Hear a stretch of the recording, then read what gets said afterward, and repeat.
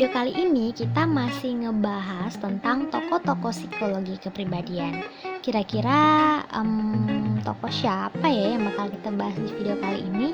Langsung ke videonya aja yuk biar kalian gak penasaran. Nah, ini nih yang bakal kita bahas. Beliau adalah Albert Bandura. Beliau lahir pada tanggal 4 Desember 1925 di Kanada. Beliau pernah meraih sejumlah penghargaan, yaitu antara lain beasiswa Guggenheim untuk ilmu sosial Amerika Serikat dan Kanada, kemudian National Medal of Science untuk ilmu perilaku dan sosial. Struktur kepribadian menurut Bandura. Yang pertama, sistem self. Bandura yakin bahwa pengaruh yang ditimbulkan oleh self sebagai salah satu determinan tingkah laku tidak dapat dihilangkan tanpa membahayakan penjelasan dan kekuatan peramalan. Pengaruh self tidak otomatis atau mengatur tingkah laku secara otonom, tetapi self menjadi bagian dari sistem interaksi resiprokal. Yang kedua, regulasi diri.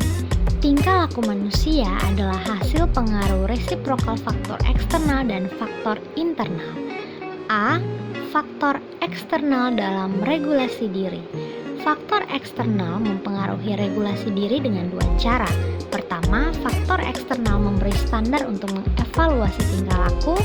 Kedua, faktor eksternal mempengaruhi regulasi diri dalam bentuk penguatan atau reinforcement. B. Faktor internal dalam regulasi diri. Bandura mengemukakan 3 bentuk terhadap pengaruh internal.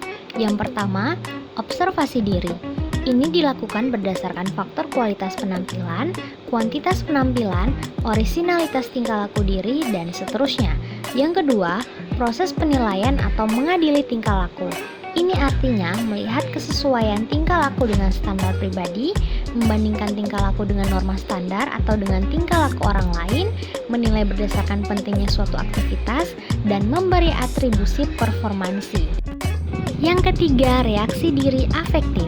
Akhirnya, berdasarkan pengamatan dan judgement itu, orang mengevaluasi diri sendiri positif atau negatif, dan kemudian menghadiahkan atau menghukum dirinya sendiri.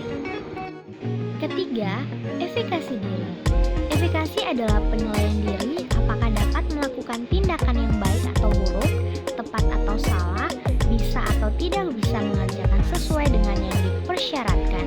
Efikasi ini berbeda dengan aspirasi, karena cita-cita menggambarkan sesuatu yang ideal yang seharusnya dapat dicapai, sedangkan efikasi menggambarkan penilaian kemampuan diri.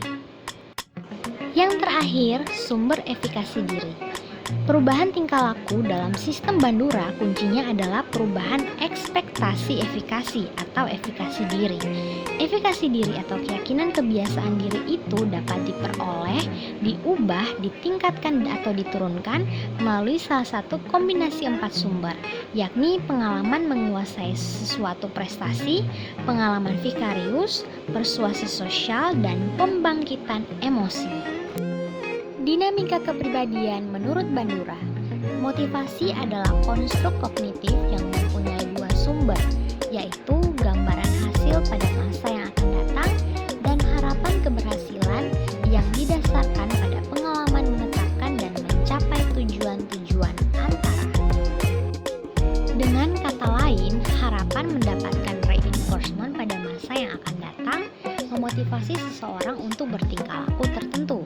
Juga dengan menetapkan tujuan atau tingkat performansi yang diinginkan dan kemudian mengevaluasi performansi dirinya, orang termotivasi untuk bertindak pada tingkat tertentu.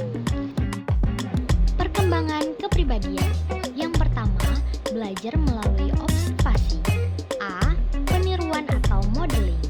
Peniruan atau meniru sesungguhnya tidak tepat untuk mengganti kata modeling, karena modeling bukan sekedar menirukan atau mengulangi apa yang dilakukan model, tetapi modeling melibatkan penambahan atau pengurangan tingkah laku yang teramati, menggeneralisir berbagai pengamatan sekaligus, melibatkan proses kognitif.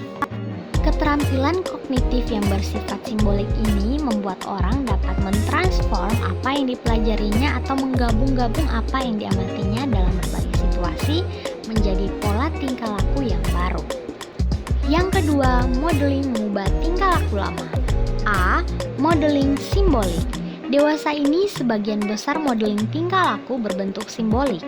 Film dan televisi menyajikan contoh tingkah laku yang tak terhitung yang mungkin mempengaruhi pengamatnya. Sajian itu berpotensi sebagai sumber model tingkah laku. B. Modeling conditioning. Modeling dapat digabung dengan conditioning klasik menjadi conditioning klasik vicarious. Modeling semacam ini banyak dipakai untuk mempelajari respon emosional. Pengamat mengobservasi model tingkah laku emosional yang mendapat penguatan, kemudian muncul respon emosional yang sama di dalam diri pengamat, dan respon itu ditunjukkan ke objek yang ada di dekatnya saat dia mengamati model itu atau yang dianggap mempunyai hubungan dengan objek yang menjadi sasaran emosional model yang diamati.